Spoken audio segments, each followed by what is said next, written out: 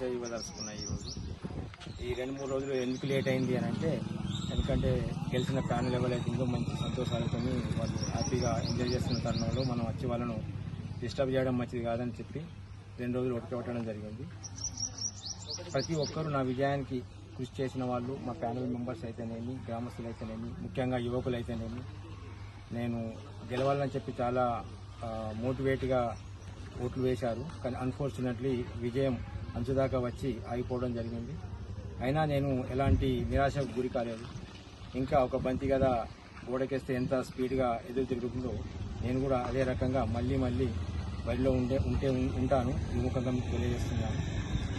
ముఖ్యంగా చెప్పేది ఏంటంటే, గ్రామ ప్రజలు స్పష్టమైన తీర్పునిచ్చారు.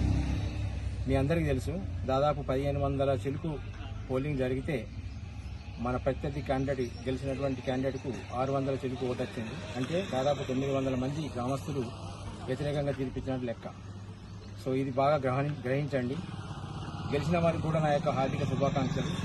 మీరు మంచి మీ మేనిఫెస్టోలో పెట్టిన విధంగా అన్ని పనులు సక్రమంగా చేసి గ్రామస్తుల మనసులు గెలవాలని చెప్పి నేను కోరుకుంటున్నాను. సమయం చాలా తక్కువ ఉంది.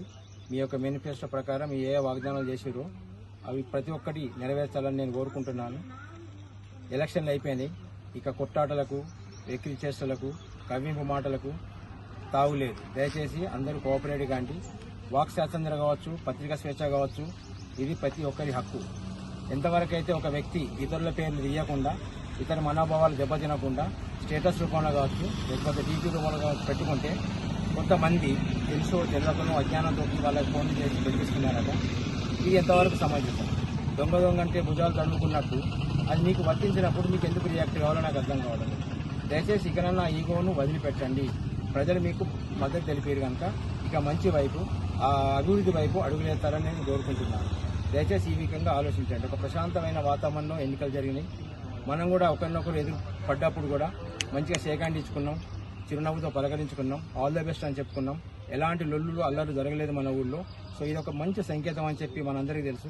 ఇది ఇలాగే కొనసాగాలంటే ఎక్కడైతే మనం గెట్ టు గెట్ కావచ్చు, పార్టీలు కావచ్చు చేసుకున్నప్పుడు దయచేసి ఒక చిన్న విషయాన్ని డీపీలో ఎవరు పెట్టిరని, వాట్సాప్లో ఎవరు పెట్టిరని చెప్పి వాళ్ళకి ఫోన్ చేసి బెదిరింపు రాజకీయాలు మానుకోండి. ఎన్నో సంవత్సరాల నుంచి మీరు ఈ రాజకీయాల్లో ఉన్నారు. మీకు రాజకీయాలు కొత్త కాదు. రాజకీయాలలో అనుభవం పెరిగిన కొద్దీ మీ యొక్క ప్రవర్తన, నడవడిక కూడా అలాగే ఉండాలి, కానీ ఇంకా చిన్నపిల్లలాగా ఉండకూడదని నేను కోరుకుంటున్నాను.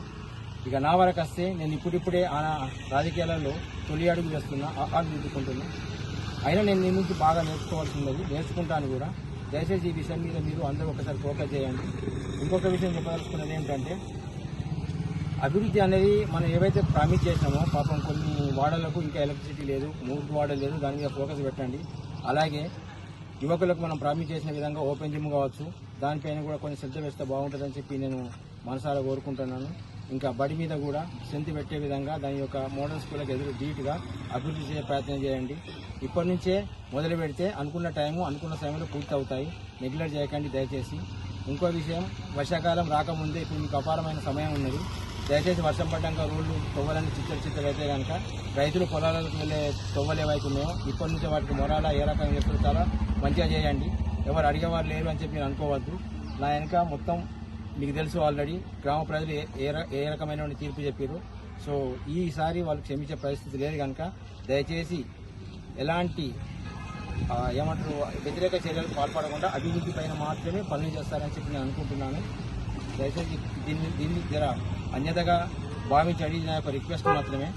అట్లనే ముందు చూపు ఉండాలి నాయకుడికి ఎప్పటికైనా కానీ. ఉదాహరణకు ఇప్పుడు రైతులందరూ పత్తులు అయిపోయినాయి, నెక్స్ట్ వాళ్ళు ఏ పంటలు వేస్తారు, వాళ్ళకి కావాల్సిన ఎరువులేంటి ముందుగానే ఆలోచించి వాళ్ళను అనవసరంగా వెంబలాడ కోరి లైన్ కట్టూరి అని చెప్పి అనుకోకుండా, మన ఊరి మీద ఎంతమంది రైతులు ఉన్నారు, మనకి యూరియా ఎన్ని బస్తాల ఇవి కావాలి ముందే ప్రణాళిక చేసుకొని, మనకు గ్రామంలో ఉన్నటువంటి ట్రాక్టర్ అనుకుంటా పరిశుద్ధంగా ఉన్నది, దాని ద్వారా తెప్పించి ముందే గత ప్రభుత్వం కట్టించినటువంటి గోడౌన్ ఏదైతే ఉన్నదో రైతు వేదిక అలా డంపు చేసుకొని సాధ్యమైనంత వరకు రైతులకు హెల్ప్ఫుల్గా ఉండండి. అవసరమైతే వాళ్ళ ఇంటికి డెలివరీ చేయండి. అంతేగాని వాళ్ళు మనుషుల్లా కాకుండా అక్కడికి వచ్చి లైన్ రొల్లిలో పడి ఆకలికి అలమటించి లేవు పోండి రేపు రాదు ఎల్లు రండి వాళ్ళని హరికోస పెట్టుకోకండి దయచేసి.